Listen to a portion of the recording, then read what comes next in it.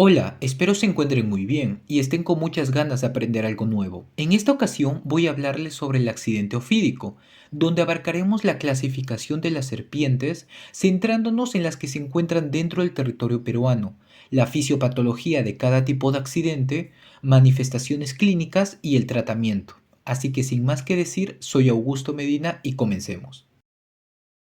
Lo primero que tenemos que saber es que el accidente ofídico es una intoxicación producida por la inoculación de veneno a través de una mordedura de serpiente, siendo un problema de salud pública común en muchos países con climas tropicales, donde según la OMS cada año aproximadamente 5.4 millones de personas en todo el mundo son mordidas por serpientes y se reportan entre 81.000 y 138.000 fallecidos a causa de esto. Alrededor del mundo se han reconocido unas 3.300 especies de ofidios o serpientes, clasificándose en 20 a 30 familias, de las cuales 5 son consideradas venenosas: la familia Viperidae, Elapidae, Hydropidae, Atractaspidae y Colubridae, pudiéndose encontrar en Perú 9 familias de ofidios de entre todas las existentes, ocupando de esta manera el segundo lugar en Latinoamérica en variedad de serpientes, siendo la familia Viperidae y Elapidae las serpientes venenosas con mayor distribución a lo largo de nuestro país,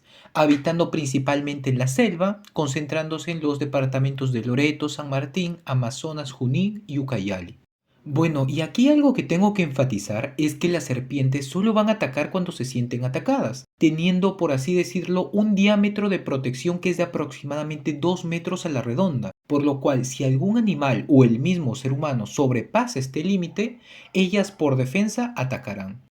Ahora, como siguiente punto, hay que resaltar cuáles son las características diferenciales que existen entre las serpientes venenosas con respecto a las no venenosas, donde tendremos que las serpientes venenosas están representadas por dos grandes familias, la familia Viperidae y la familia Elapidae, las cuales tienen cabeza triangular, foseta loreal, pupilas elípticas, colmillos retráctiles y hábitos nocturnos, aunque dependiendo de la familia a la cual pertenecen, también podemos encontrar otras diferencias, como que la familia Elapidae tiene la cabeza redonda y carece de foseta loreal, siendo una serpiente venenosa, miren. Aquí hay que mencionar también que la foseta loreal es una cavidad sensorial situada entre los ojos y las narinas, que le va a permitir a la serpiente percibir el calor emitido por una posible presa, ¿no? Para poder vigilarla.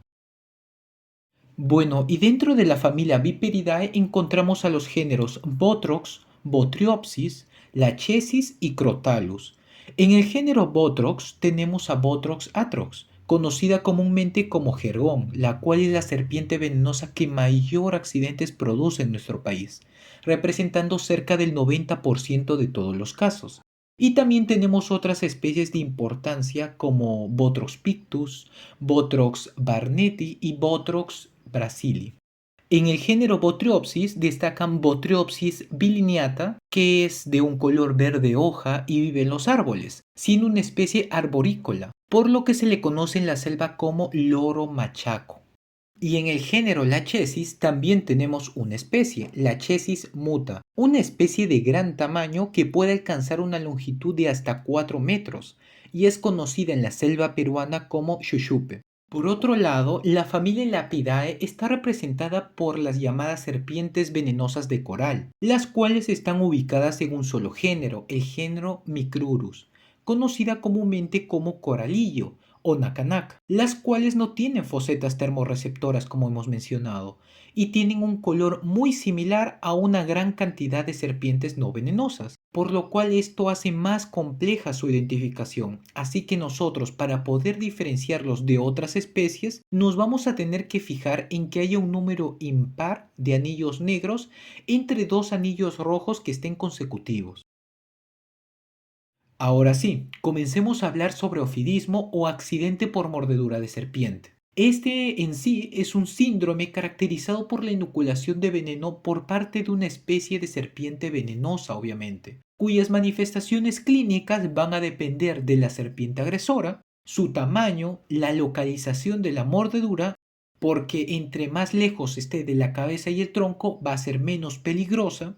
la edad del paciente debido a que los efectos del veneno van a ser más graves y más rápidos en los niños con respecto a los adultos, dado que estos van a tener menos masa corporal.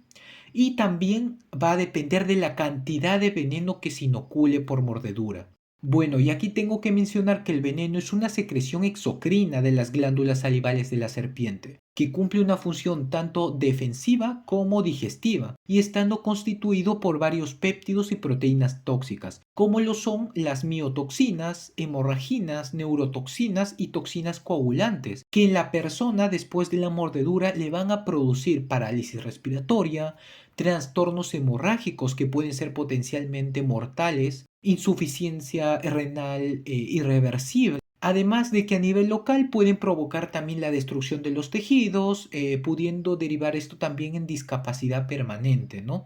Y además puede haber incluso la necesidad de hacer amputación de alguna extremidad. Por lo cual, a continuación, vamos a ver cómo es que se producen cada uno de estos efectos clínicos, donde primero tenemos a la lesión y a la inflamación del tejido local, las cuales son causadas por enzimas como hialuronidasa, colagenasa, así como proteinasas y fosfolipasas, produciendo dolor y edema local, que pueden extenderse desde el lugar de la mordedura hasta una zona más distal. Además que puede haber aparición de quimosis debido al aumento de la permeabilidad vascular o a la presencia incluso de coagulopatías. Además tenemos a las metaloproteinasas, las cuales actúan sobre la matriz extracelular, ocasionando la liberación de péptidos que provocan una destrucción adicional de tejido, causando más daño microvascular que provoca hemorragia, necrosis del músculo esquelético, ampollas y además de eso mediadores inflamatorios que causan dolor, hinchazón e inflamación. Ahora, para que nosotros podamos entender cómo es que se produce la coagulopatía, la miotoxicidad, la nefrotoxicidad y la neurotoxicidad, tenemos que revisar la fisiopatología de cada una, donde primero tenemos que las toxinas procoagulantes del veneno de las serpientes promueven la coagulopatía por consumo. Pero ¿esto qué significa? Esto significa que el veneno provoca el agotamiento de factores de la cascada de coagulación y va a provocar de esta manera hemorragias espontáneas o incontrolables, donde la gravedad depende del tipo de veneno, ya que algunos son activadores de la protrombina, del factor 5, del factor 10, y otras enzimas que son similares a la trombina, ¿no? Que pueden ser, por ejemplo, las fibrinogenasas. Después, con respecto a la miotoxicidad, esta se desarrolla como resultado del efecto directo del veneno sobre el músculo a través de la fosfolipasa A2, la cual es el componente principal del veneno de serpiente y tiene un efecto cardiotóxico, ya que altera la integridad de la membrana plasmática y provoca la entrada de calcio, iniciando efectos degenerativos que afectan directamente al miocardio, provocando insuficiencia circulatoria, parálisis respiratoria y también arritmias cardíacas. Después, con respecto a la nefrotoxicidad, acá primero tenemos que entender que el envenenamiento de las serpientes puede provocar una injuria renal aguda y este puede progresar a su vez a una insuficiencia renal aguda que puede terminar en una enfermedad renal crónica, debido a que el veneno puede causar nefrotoxicidad directa mediante la producción de citoquinas proinflamatorias, lo cual resulta en la degeneración y atrofia glomerular, con el depósito de material proteico en el espacio de Bowman. Y por último, con respecto a la neurotoxicidad, acá tenemos que los venenos que tienen un efecto neurotóxico son principalmente de dos géneros de serpiente, el género Crotalus y el género Micrurus, los cuales tienen toxinas posinápticas que actúan en la fibra muscular o presinápticas que actúan en el nervio, o también pueden tener una mezcla de ambos tipos, donde las neurotoxinas posinápticas se unen a los receptores de membrana y los van a bloquear, pero permanecen extracelulares, mientras que las presinápticas como la alfa-bungarotoxina son absorbidas por la membrana presináptica y alteran la liberación de neurotransmisores. Entonces, esto es muy importante, ya que la parálisis progresiva causada por estas neurotoxinas vamos a tener que, dependiendo del tipo, vas a ver el efecto del antiveneno. Por ejemplo, las posinápticas vamos a tener que se van a repetir rápidamente mediante el uso del antiveneno, ya que se encuentra en la parte extracelular. Pero en el caso de las toxinas presinápticas, debido a que son unas neurotoxinas intracelulares, va a ser mucho más difícil lograr su neutralización y por ende los efectos van a ser más difíciles de revertir. Bueno, y además de estos efectos, el envenenamiento por serpientes también puede provocar un infarto de miocardio, un derrame cerebral y otros efectos trombóticos. Y ahora que ya vimos los efectos clínicos de manera general, ahora vamos a ver el efecto de los venenos según el género de serpiente, donde los cuadros clínicos de los accidentes ofídicos se clasifican en cuatro tipos: botrópicos, lachésicos, crotálicos y elapídicos, teniendo cada uno su escala de gravedad. En el primero vamos a tener al accidente botrópico. El accidente botrópico es producido por las serpientes de los géneros Botrox y Botropsis, géneros que representan a más del 95% de los accidentes ofídicos que ocurren en Perú, teniendo el veneno una acción principalmente proteolítica. ¿Qué quiere decir esto? Que después del accidente vamos a tener inflamación y un dolor intenso, por lo cual el cuadro clínico que comienza de 1 a 3 horas después de la mordedura se va a caracterizar por esto mismo: dolor intenso y un edema duro que está en el lugar de la mordida, que va a ser de carácter progresivo. Además, en las primeras 6 horas esto se puede acompañar de quimosis y sangrado en el sitio de la mordida. Y bueno, dependiendo de la cantidad de veneno que fue inoculado, si este fue una gran cantidad, en las primeras 6 horas el paciente puede llegar a presentar disminución de la presión arterial, oliguria o incluso anuria, epistaxis, gingivorragia, hematuria, melena, hematemesis, hemoptisis y otros trastornos hemorrágicos, pudiendo avanzar todo esto hasta shock y acompañarse de necrosis del tejido superficial o también incluso profundo del miembro o la zona afectada. Después, con respecto al accidente lachésico, vamos a tener que este tipo de accidente es causado por la serpiente Lachesis muta, y las acciones principales de su veneno son proteolítica, coagulante, vasculotóxica, y se caracteriza sobre todo por tener una acción de tipo vagal,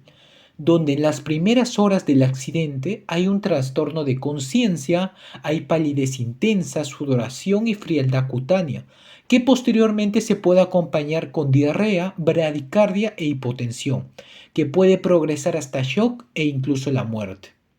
Y aquí otro dato de importancia que se tiene que mencionar es que este tipo de accidentes son clasificados como moderados o graves,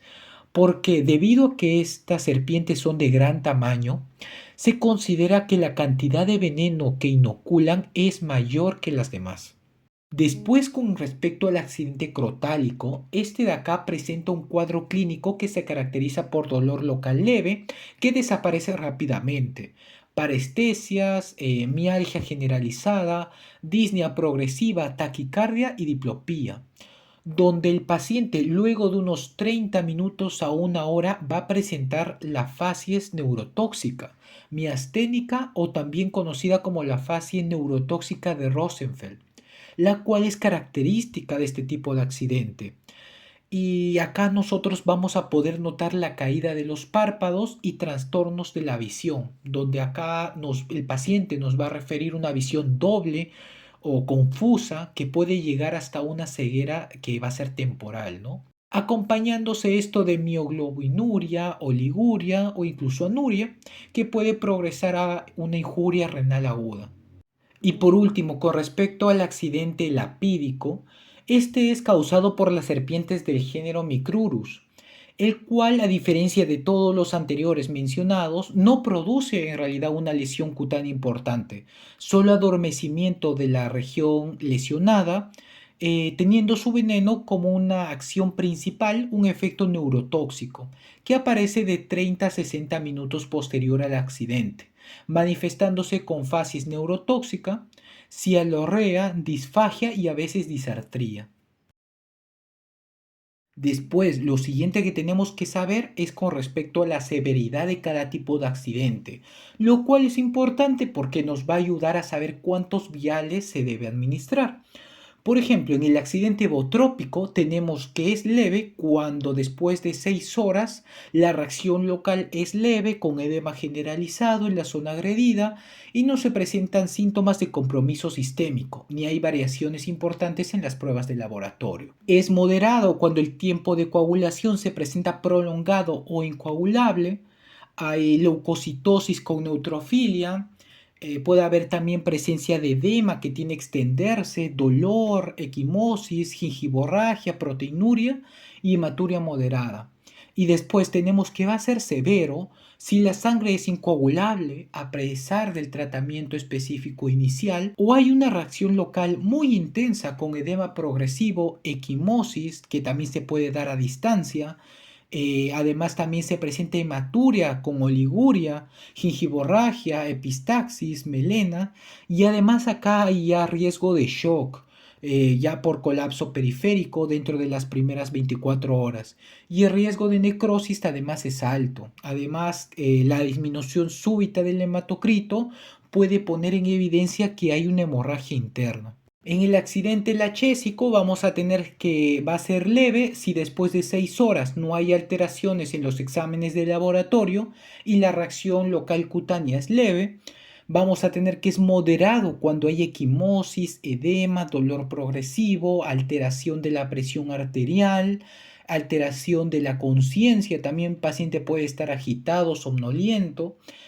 y severo cuando va a haber edema, dolor, equimosis, hipotensión, náuseas, vómitos, diarrea y sangre incoagulable.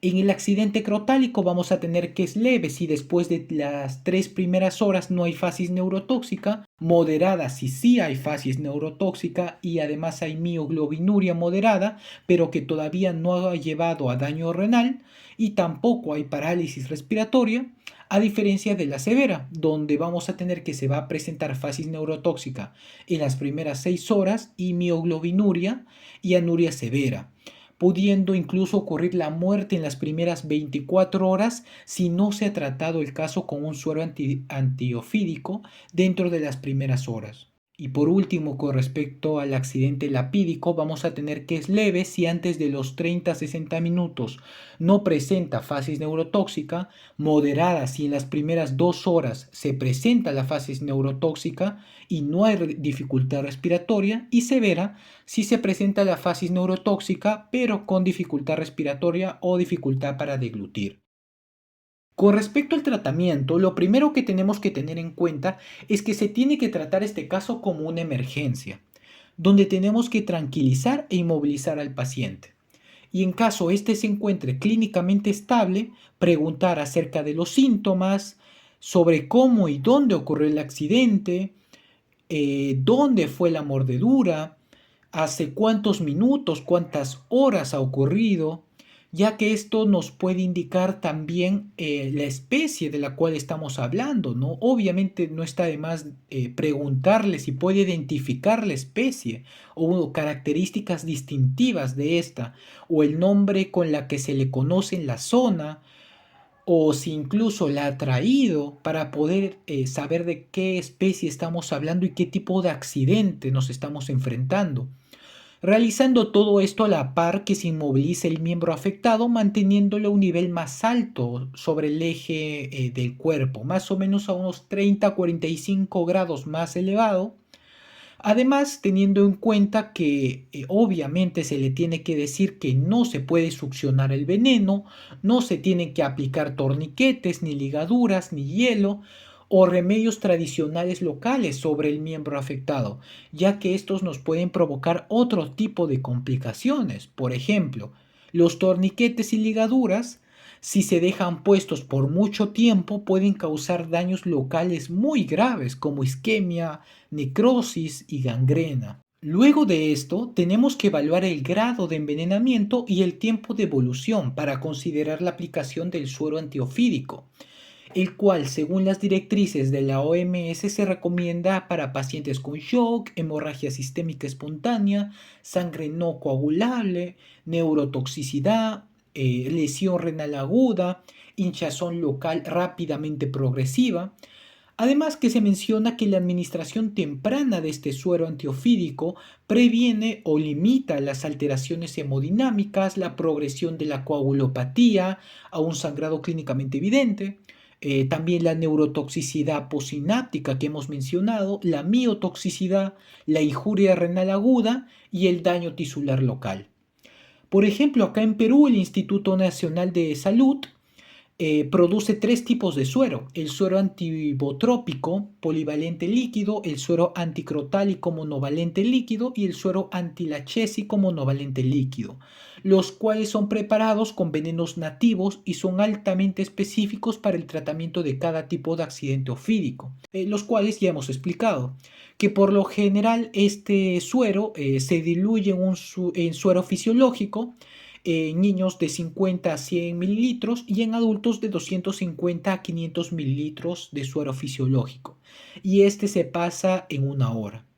Las serpientes que hemos revisado inyectan en promedio de 20 a 30 miligramos de veneno por mordedura. El suero antiofídico peruano neutraliza en promedio de 25 a 40 miligramos de veneno por frasco,